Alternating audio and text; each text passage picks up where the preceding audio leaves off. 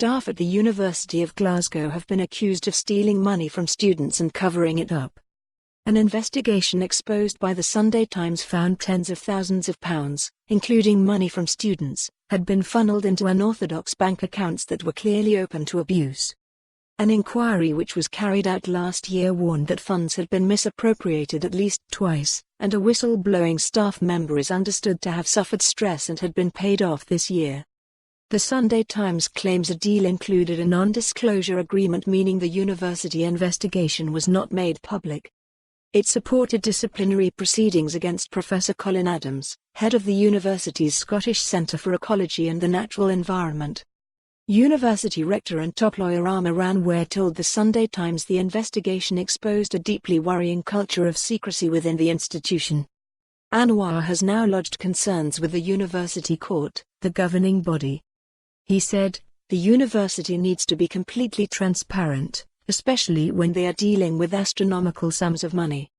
It is unacceptable that such investigations are taking so long, and if people are being gagged after whistleblowing, then this must stop immediately."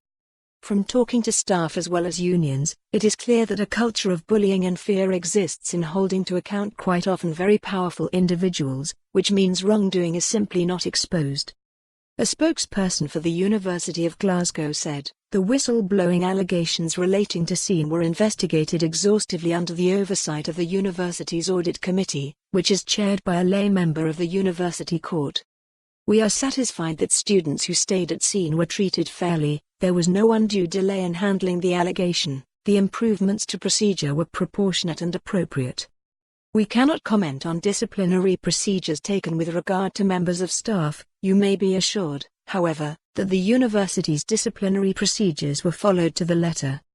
Likewise, we cannot comment on the terms under which any member of staff voluntarily left our employment.